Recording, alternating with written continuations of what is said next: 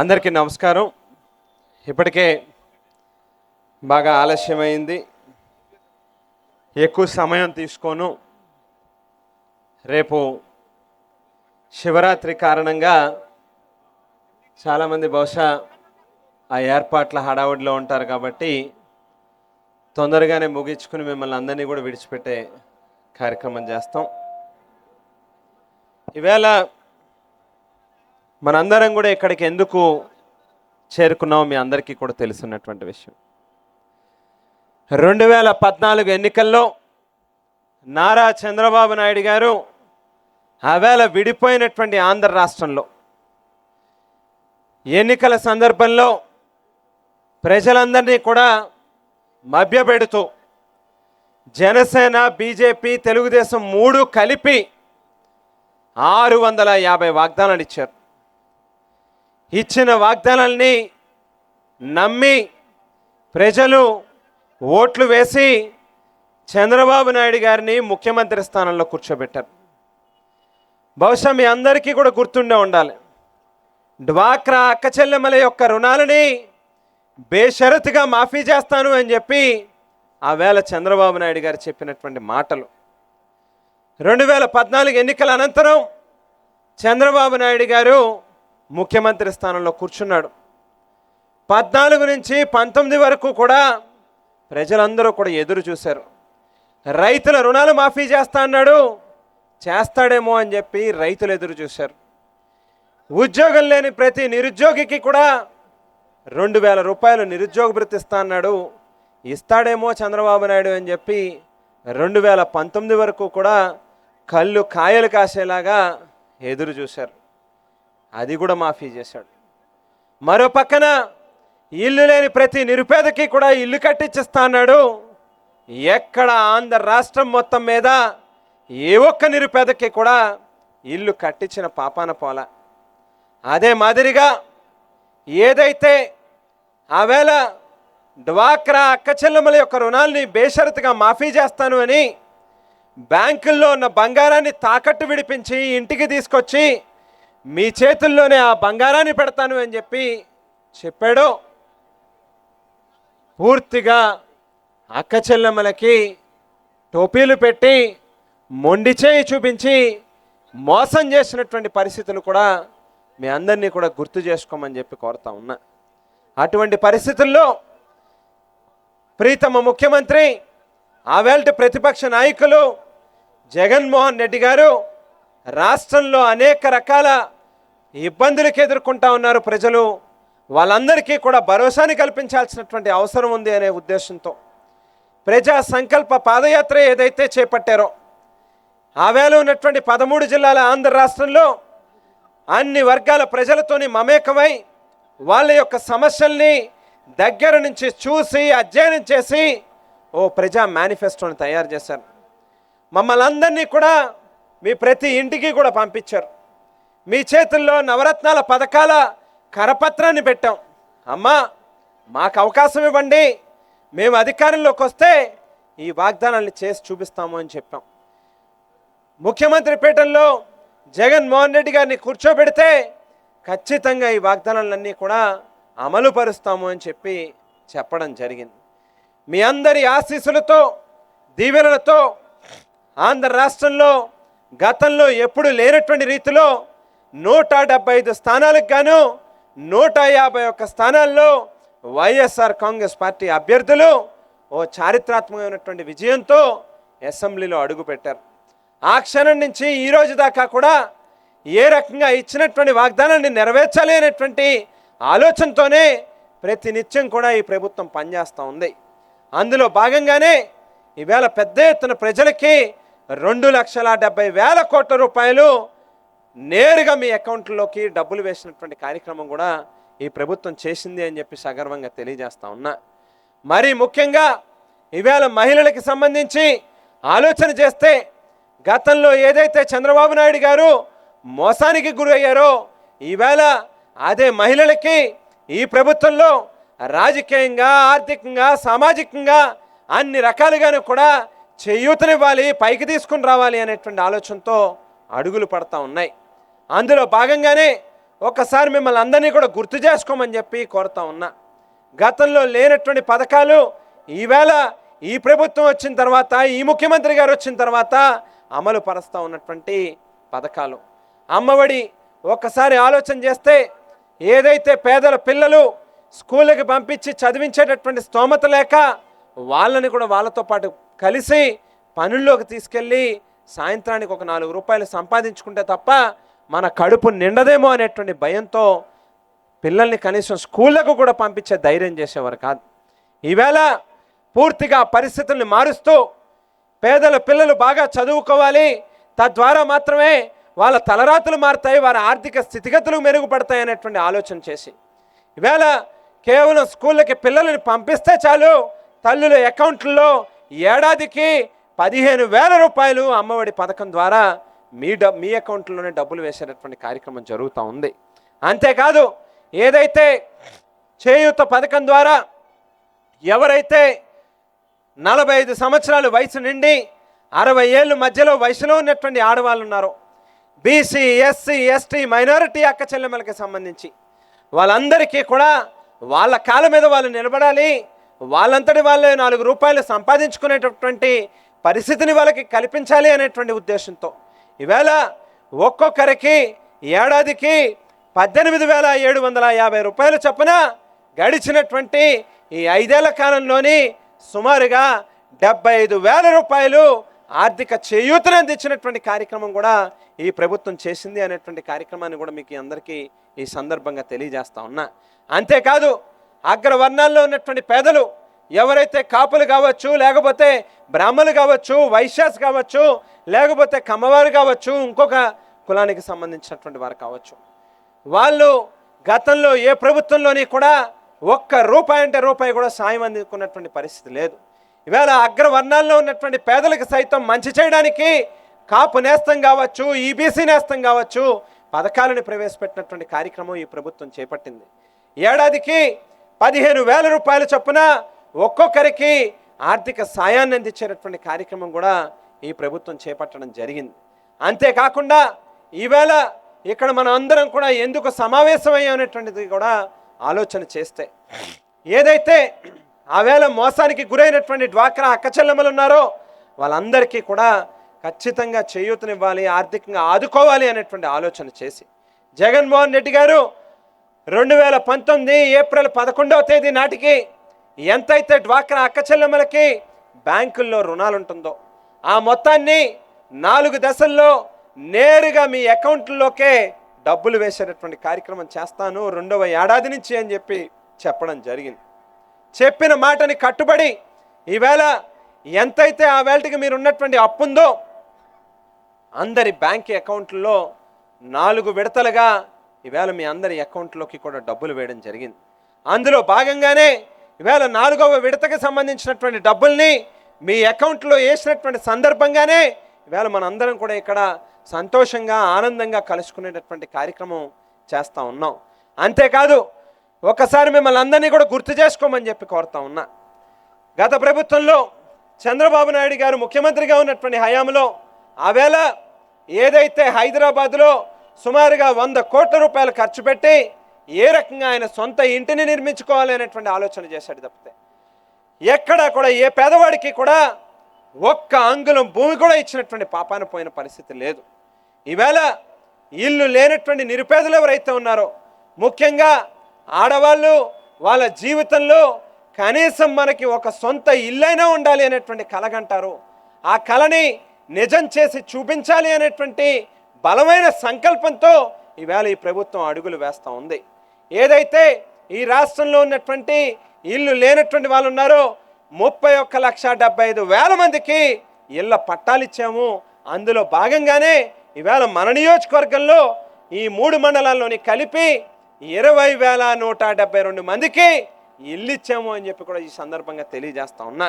అది కూడా మీ పేర్ల మీదే రిజిస్ట్రేషన్లు చేసి కూడా ఇచ్చే కార్యక్రమం జరుగుతూ ఉంది. ఈవేళ కొంతమంది మహిళలకు కూడా, కొంతమంది లబ్ధిదారులకు కూడా వాళ్ళ చేతుల్లో ఆ కన్వీనియన్స్ డీడ్ని కూడా పెట్టేటటువంటి కార్యక్రమం కూడా చేయబోతా ఉన్నాం. మీ అందరినీ కూడా ఆలోచన చేయమని చెప్పి కోరుతా ఉన్నా.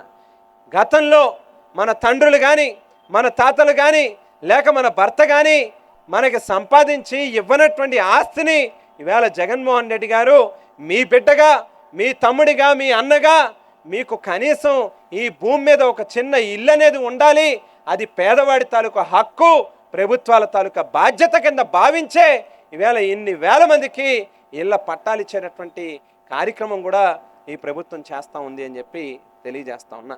అమ్మ, మిమ్మల్ని అందరినీ కూడా అడుగుతా ఉన్నా, ఒక్కసారి ఆలోచన చేయండి.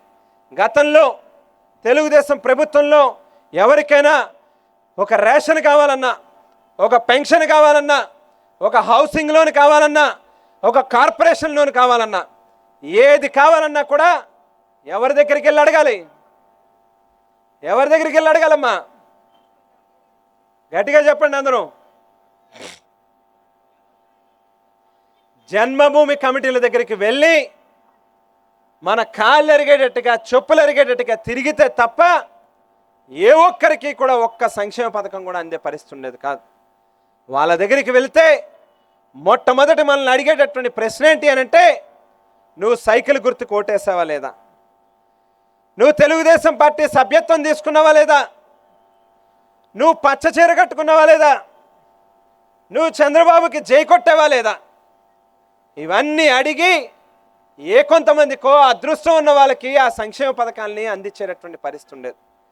అప్పుడు కూడా ఊరికినే ఇచ్చేవారు కాదు. ఆ జన్మభూమి కమిటీల చేతులు తడపాలి, వాళ్ళ జేబులు నింపాలి. అప్పుడు మాత్రమే ఏ కొంతమందికో అదృష్టం ఉన్న వాళ్ళకి, ఆ పార్టీకి వత్తాసు పలికేటటువంటి వాళ్ళకి మాత్రమే ఆ సంక్షేమ పథకాలు అందించే పరిస్థితి ఉండేది.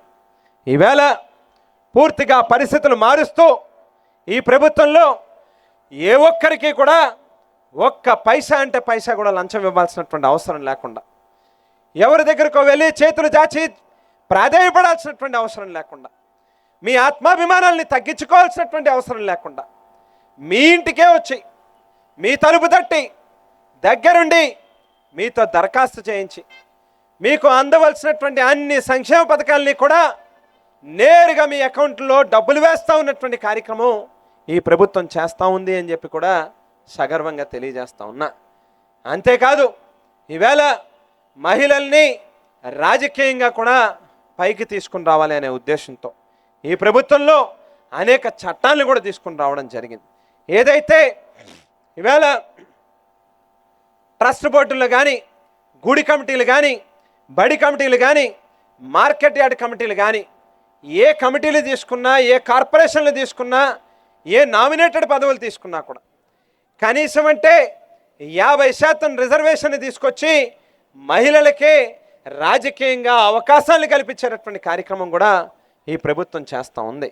మరి అంతేకాకుండా ఎవరైనా మహిళల పట్ల అసభ్యకరంగా ప్రవర్తిస్తే వాళ్ళ వెన్నులో వణుకు పుట్టేటటువంటి రీతిలో దిశ లాంటి చట్టాలను కూడా తీసుకొచ్చేటటువంటి కార్యక్రమం కూడా ఈ ప్రభుత్వం చేస్తూ ఉంది.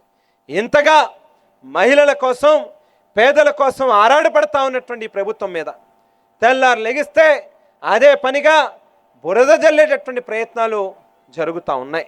ఈవేళ చంద్రబాబు నాయుడు గారు, పవన్ కళ్యాణ్ గారు రేపో ఎల్లుండో బీజేపీతో కలిసి మళ్ళీ మన దగ్గరికి రాబోతూ ఉన్నారు.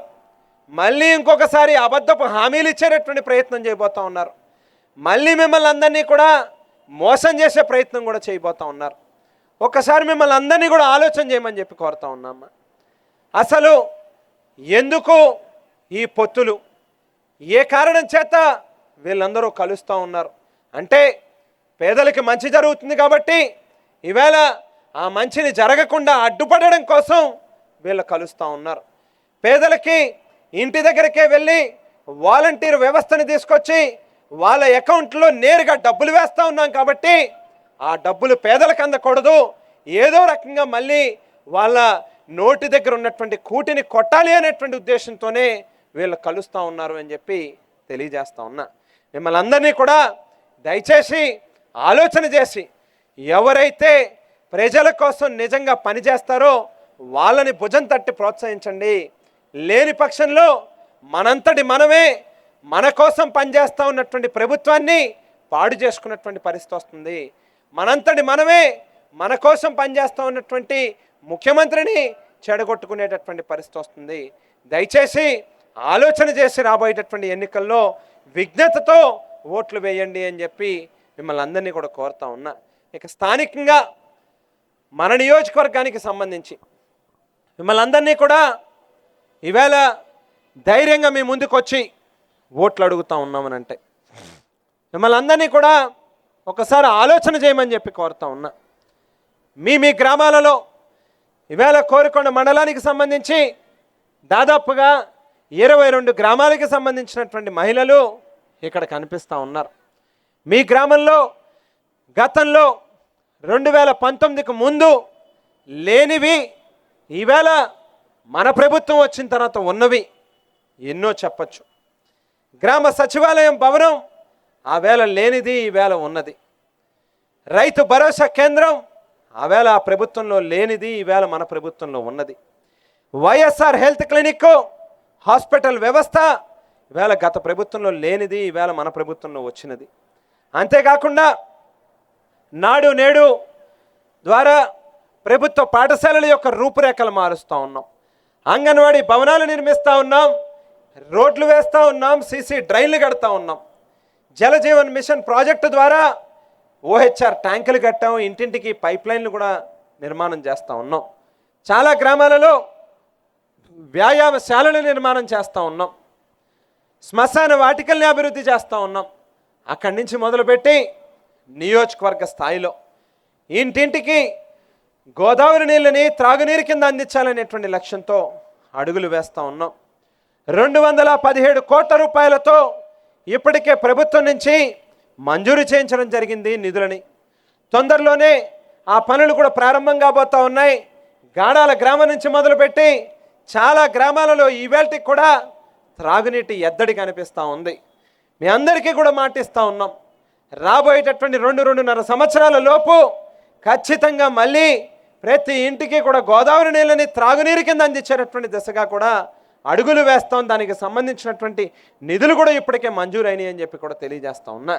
మరి అంతేకాకుండా ఏదైతే సీతానగరం ప్రధాన రహదారిని 104 కోట్ల రూపాయలతో నిర్మించడం జరిగింది.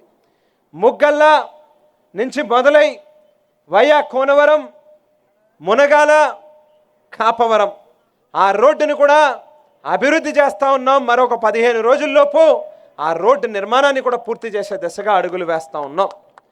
కోరుకొండ నుంచి మొదలుపెట్టి వయా గాదరాడ, సీతారాంపురం, కలవచర్ల మీదుగా రాజానగరం నేషనల్ హైవే మీదకి వెళ్ళేటటువంటి రోడ్డును కూడా 7 మీటర్ల వెడల్పు రోడ్డు కింద అభివృద్ధి చేస్తూ ఆ పనులు కూడా వేగంగా జరుగుతూ ఉన్నాయి. ఆ పని కూడా మరొక 10-15 రోజుల్లోపు పూర్తి చేయబోతూ ఉన్నాం. కోరుకొండ మండల హెడ్ క్వార్టర్లో కొత్తగా ఒక ఫైర్ స్టేషన్ని నిర్మాణం చేశాం. సీతానగరం మండలంలో 8 కోట్ల రూపాయలతో 30 పడకల సిహెచ్సి హాస్పిటల్ని కూడా పునాదిరాలు వేయడం జరిగింది. తొందరలోనే ఆ పనిని కూడా పూర్తి చేసి నాణ్యమైనటువంటి వైద్య సేవల్ని ప్రజలకు అందుబాటులో తీసుకొచ్చే కార్యక్రమం చేయబోతూ ఉన్నాం. కలవచర్ల గ్రామంలో 100 ఎకరాల్లో ఇండస్ట్రియల్ ఎస్టేట్ని నిర్మాణం చేయబోతూ ఉన్నాం. దానికి సంబంధించి కూడా భూ సేకరణ చేసాం, నిధుల్ని కూడా ఇప్పటికే మంజూరు చేయడం జరిగింది. టెండర్లు కూడా పూర్తయినాయి, పనులు కూడా ప్రారంభం కాబోతూ ఉన్నాయి. తద్వారా 100 మందికి 1000 మందికి ఉపాధి అవకాశాలు, ఉద్యోగ అవకాశాలు కూడా రాబోతూ ఉన్నాయని చెప్పి ఈ సందర్భంగా మీ అందరికీ తెలియజేస్తా ఉన్నా. సీతానగరం మండల హెడ్ క్వార్టర్లో కొత్తగా ఒక చక్కటి మల్టీ స్పోర్ట్ ఇండోర్ స్టేడియంని నిర్మాణం చేశాం. రేపో ఎల్లుండో దివాన్ చెరువులో కూడా మరో 4 కోట్ల రూపాయలతో మరొక స్టేడియంని కూడా అక్కడ నిర్మాణం చేసేదానికి కూడా అడుగులు వేస్తూ ఉన్నాం.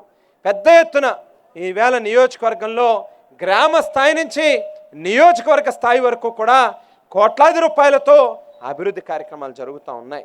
ఈవేళ మిమ్మల్ని అందరినీ కూడా ఇంత ధైర్యంగా ఓట్లు అడగగలుగుతూ ఉన్నామనంటే ఈ 5 ఏళ్ల మన పాలన 5 మాటల్లో చెప్పాలనంటే మొట్టమొదటిగా ఇప్పటిదాకా ఈ ఖర్చు చేసినటువంటి 1158 కోట్ల రూపాయలు ప్రభుత్వ నిధుల్ని అభివృద్ధి కార్యక్రమాల కోసం చెల్లించాము అని చెప్పి మీ అందరికీ కూడా సగర్వంగా తెలియజేస్తా ఉన్నా. మరి అంతేకాకుండా రెండవ మాటగా అమ్మఒడి, రైతు భరోసా, చేయూత, ఆసరా, కాపు నేస్తం, ఈబీసీ నేస్తం, జగనన్న విద్యా దీవెన, వసతి దీవెన చేదోడు తోడు ఇట్లా చెప్పుకుంటూ వెళ్తే అనేక పథకాల ద్వారా నేరుగా మీ అకౌంట్లోకి వేసినటువంటి డబ్బులు ఎంత అని చెప్పి చూస్తే ఒక్క మన నియోజకవర్గంలో మరొక 1142 కోట్ల రూపాయలు సంక్షేమ పథకాలకు గాను వెచ్చించాము అని చెప్పి కూడా సగర్వంగా తెలియజేస్తా ఉన్నా. మరి అంతేకాకుండా ఇందాక చెప్పినట్టుగా ఇల్లు లేనటువంటి నిరుపేదలకి 20,172 మందికి ఎక్కడో అడవిలోనో లేకపోతే ఎక్కడో ఊరికి దూరంగానో మునిగిపోయేటటువంటి భూముల్లోనో ఇళ్ల పట్టాలు ఇవ్వలే. ఊరికి దగ్గరగా నివాస యోగ్యంగా ఉండేటట్టుగా లబ్ధిదారులు సంతృప్తిని వ్యక్తం చేసేటట్టుగా ఎక్కడైతే ప్రభుత్వ భూములు లేవో అక్కడ ప్రైవేటు రైతుల దగ్గర నుంచి భూములు కొనుగోలు చేసి ఎక్కడెక్కడైతే ల్యాండ్ లెవెలింగ్ చేయించాలో గ్రావెల్ రోడ్లు వేయాలో వాటిని కూడా పూర్తి చేసి వాటితో పాటుగా గతంలో ఎప్పుడైనా కొంతమందికైనా పట్టాలనేది వచ్చుంటే వాళ్ళు ఇల్లు కట్టుకునే ధైర్యం చేయాలంటే అక్కడ కరెంట్ ఉండేది కాదు. కరెంటు కావాలంటే అప్లికేషన్ పెడితే 3 లక్షలు అవుతుంది, 4 లక్షలు అవుతుంది, 5 లక్షలు అవుతుంది అని చెప్పి ఎలక్ట్రికల్ డిపార్ట్మెంట్ వాళ్ళు అంచనాలు వేసి మన చేతుల్లో పెట్టేవారు. ఇల్లు కట్టుకోవాలంటే ఇంటి నిర్మాణానికి నీరు అనేది చాలా అవసరం. ఆ నీటి కోసం తాను సొంతంగా బోరు కొట్టించుకోవాలి అని అంటే మళ్ళీ మరొక 2 లక్షలు 3 లక్షలు ఖర్చు అయ్యే పరిస్థితి. నిజంగా ఆర్థిక పరిస్థితులు వాళ్ళకి అనుకూలించే పరిస్థితి ఉంటే అంత స్తోమత ఉంటే వాళ్ళెందుకు ప్రభుత్వం నుంచి పట్టా ఆశిస్తారు? ప్రైవేటు రియల్ ఎస్టేట్ వ్యాపారాల దగ్గరే వాళ్ళు భూమి కొనుక్కునే పరిస్థితి ఉంటుంది కదా.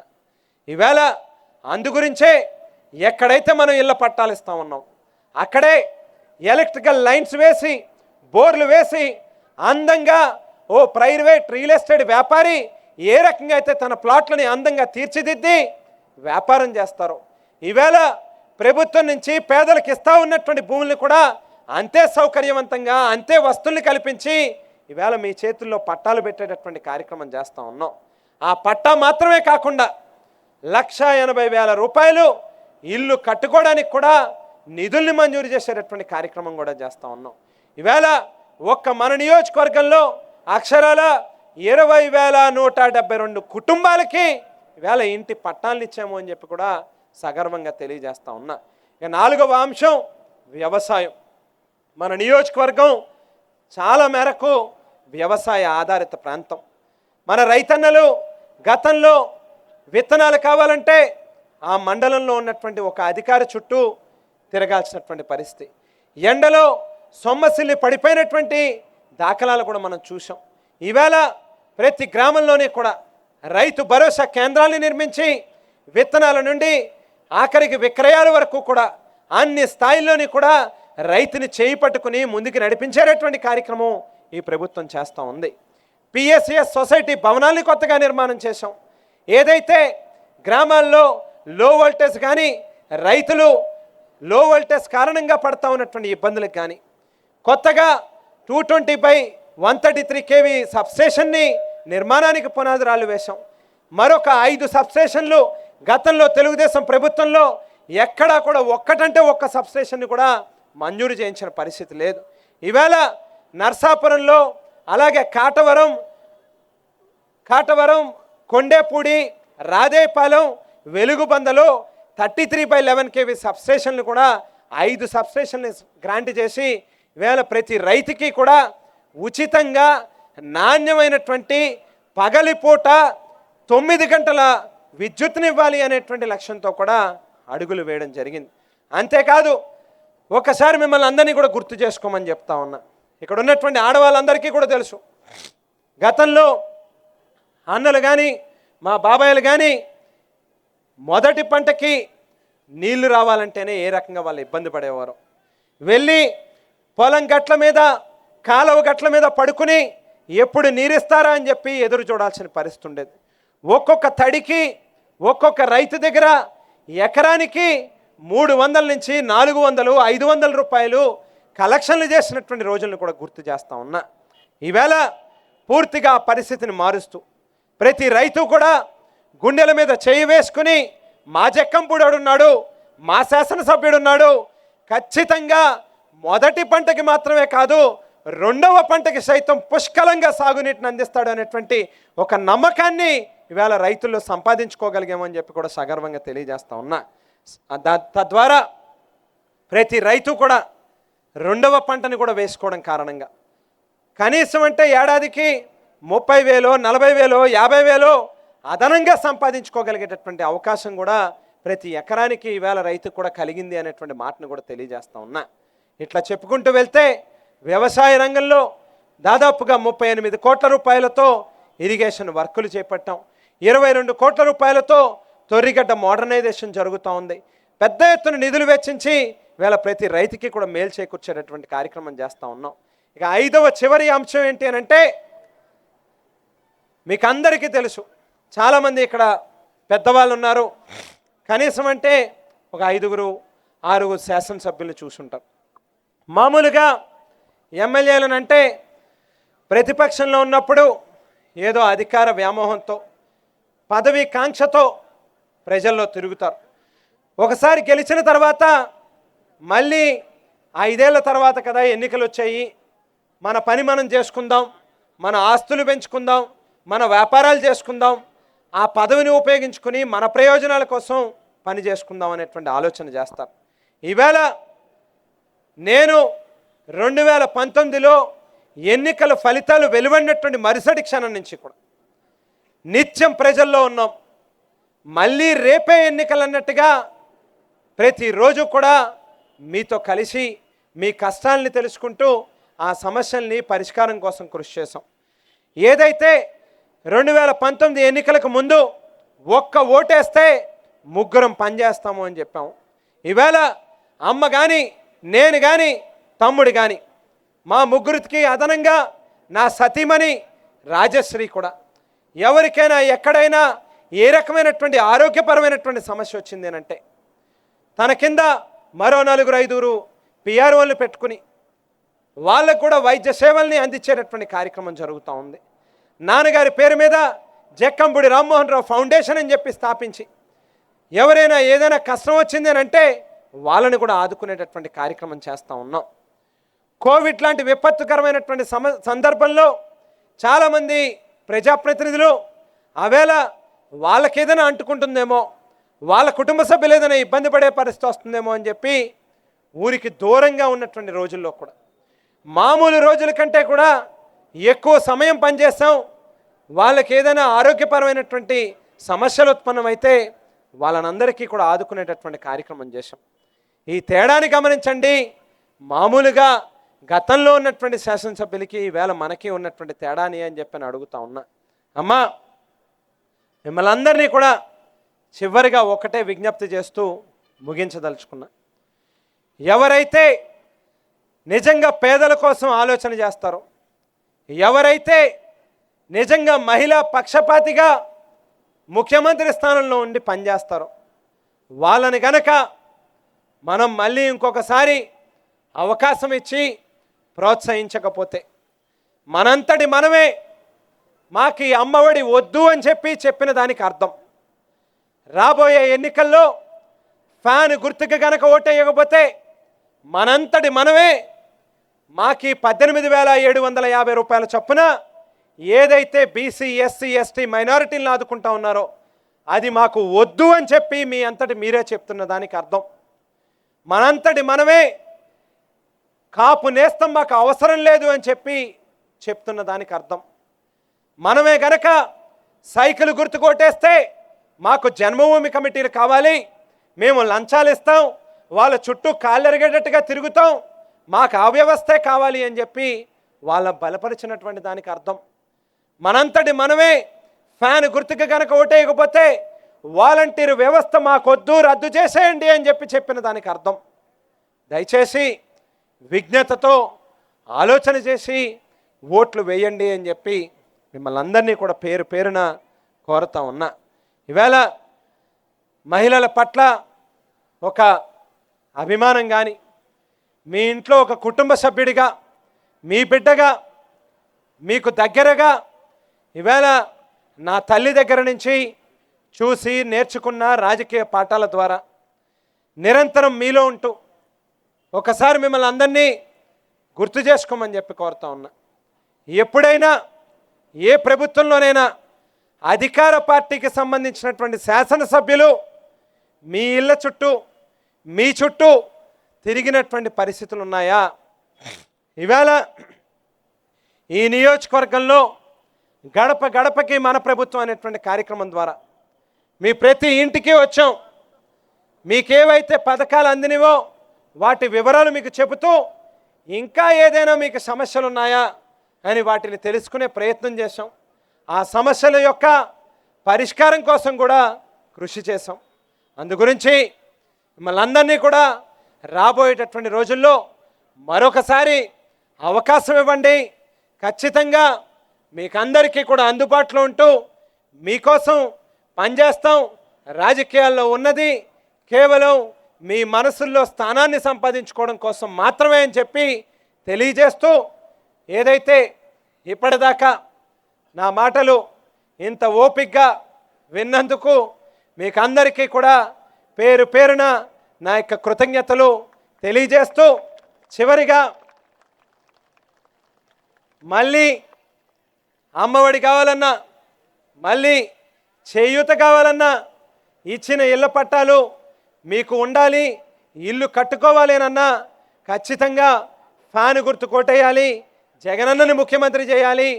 నన్ను నాతో పాటుగా మా కుటుంబానికి అత్యంత ఆప్తులు ఆత్మీయులు డాక్టర్గా వేల మంది ప్రాణాలు కాపాడి వేళ ఒక మంచి వ్యక్తిగా, ఒక చదువుకున్నటువంటి వ్యక్తిగా 10 మందికి సేవ చేయాలి.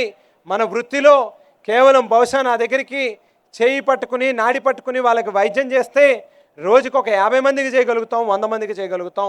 అదే కనుక మన చేతుల్లో ఈవేళ ఒక చిన్న అవకాశం అనేది ప్రజలు ఇస్తే లక్షల మందికి మనం ఉపయోగపడవచ్చు. మన వాణిని, మన ప్రాంత ప్రజల యొక్క గొంతుని మరి ఢిల్లీలో పార్లమెంట్లో వినిపించవచ్చు అనేటువంటి ఒక పెద్ద ఆలోచనతో, ఒక గొప్ప మనసుతో ఇవాళ ముందుకు వచ్చినటువంటి డాక్టర్ గూడూరి శ్రీనివాస్ గారిని పార్లమెంట్కి కూడా మీరు ఆశీర్వదించి పంపించాలి అని చెప్పి మిమ్మల్ని అందరినీ కూడా పేరు పేరున కోరుకుంటూ సెలవు తీసుకుంటా ఉన్నా. జై హింద్, జై జగన్.